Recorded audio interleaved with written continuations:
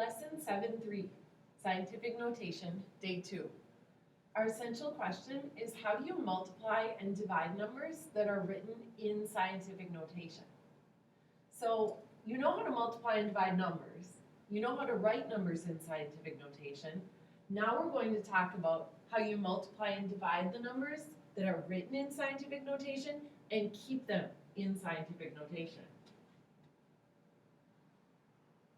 Here's our first example. Multiply. Write your answer in scientific notation.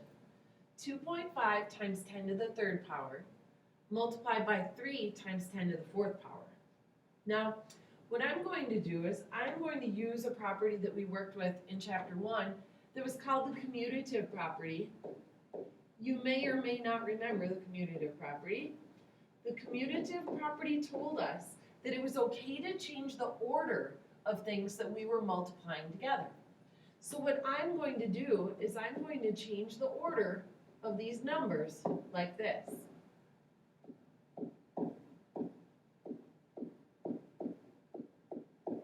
Okay, now I'm going to do a little bit of regrouping. So 2.5 times 3, 5 times 3 is 15, carry my 1. 2 times 3 is 6, plus 1 is 7. And when you're multiplying, you look at how many digits are to the right of the decimal point in the numbers that you multiplied. There, I only had 1 to the right, so I keep 1 to the right. 2.5 times 3 is 7.5. And then I know in scientific notation you have times 10 to the power of something. Well, 10 to the third times 10 to the fourth.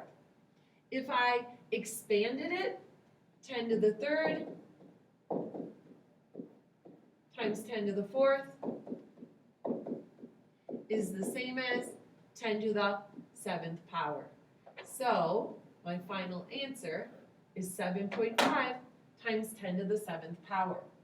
That is written in scientific notation because my decimal number is somewhere from 1 greater than or equal to 1 and less than 10, 7.5 fits in that range. Our next example, I'm going to use the commutative property again to change the order of what we're multiplying, and then grouping 3.5 times 7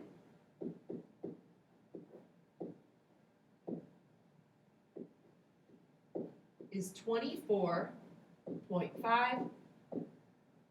And if I multiply together these powers of 10, I can add those exponents. Negative 3 plus 5 is 2. Now, we have a little problem here because 24.5 is too big. It's too big. I can't have two numbers on the left of my decimal point. I've got to have one number from 1 to 9. So if my number is too big, I'm going to have to move my decimal point back one place, so it's 2.45, and that is going to change my exponent. Remember when numbers were large, that was when our exponents increased, so my exponent is really going to be 3. If you don't believe me, you can take this 24.5 times 10 to the second power, and you can move that decimal point over 2 places. 1, 2. So my number, if I was writing it in standard form, would be 2,450. I would have to put the decimal point back 1, 2, 3 places to get it in the correct spot. So 2.45 times 10 to the third power is the correct answer. So after you multiply the decimals together and you add your exponents together, you do have to check to make sure that what you've got is still written in scientific notation. Because if it's not, you need to modify it a little bit. Okay, now switching over to division. I know we absolutely love to divide, so I'm going to take my decimal parts and divide them. So 3.45 divided by 2.3. I know that the number outside of my division cannot have a decimal point on it, so I have to move it over one place, which means I move the other one over one place as well. So now what I'm really dividing is 23 into 34.5. Bring your decimal point right up above. This is a little long division reminder. 23 goes into 34 one time. I bring down my 5. 23, I'm going to guess, is going to go into 115 5 times. So let's see if my guess is correct. 15, carry the 1, 10 plus 1, perfect. So dividing those decimals gives me 1.5. Now, times 10 to the power of, well, if I have 10 to the 8th, I could expand that. 10 to the 8th.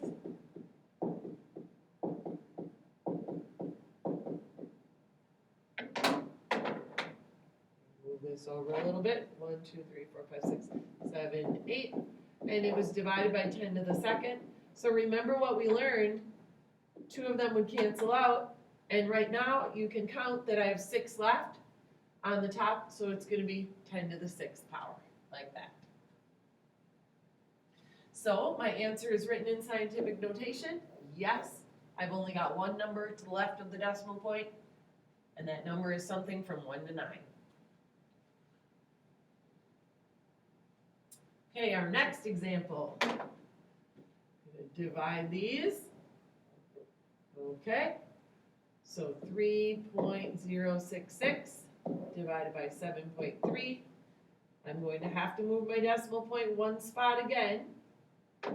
So I'm really dividing 73 into 30.66.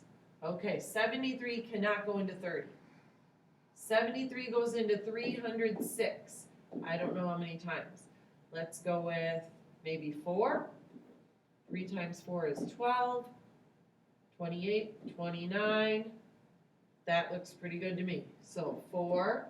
So I have to subtract 292. That'll leave me with 14. Bring down the 6. And this looks good. 2 times. 2 times 73. 2 times 3 is 6. 2 times 7 is 14. Perfect. So 0.42 times 10 to the power of, well, look at these exponents. 10 to the negative 4th and 10 to the negative 7th. We know we can't have negative exponents here. So I would have to move them like that. And then if I expanded it, I have 7 tens and then 4 tens. So 4 of them cancel out, and I'm left with 10 to the 3rd power. Now, we've got a problem here. I'm going to do a little bit of shrinking here,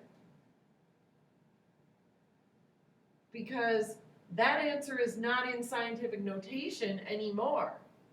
It's not in scientific notation anymore. So I need to do a little bit of work here. 0.42 times 10 to the 3rd .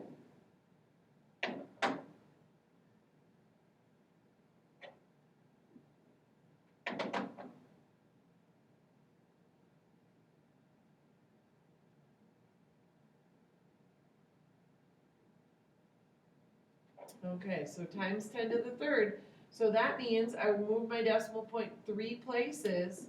So my real number is 420. So my decimal point is really only supposed to be 2 places. So 4.2 times 10 to the 2nd times 10 to the 2nd. So what happened? What happened here is This number was too small, so if I need to move it over because it was too small, it subtracted 1 from the exponent, so it really should have only been an exponent of 2. So 4.2 times 10 to the second power is my final answer. So we saw 2 multiplication examples and 2 division. We saw 1 of each where our answer just happened to come out to be in scientific notation very nicely. And then we saw 1 of each where it did not. So on this example, right here, the decimal number was too small. We moved the decimal point over 1 to make it bigger. That made the exponent smaller. On the multiplication one, our decimal part was too big, so we had to make the decimal part smaller and make the exponent larger.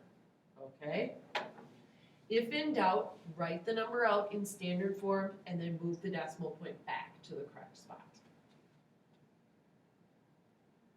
You should be able to write a summary now explaining how you multiply and divide numbers and keep them in scientific notation. And here are your homework problems.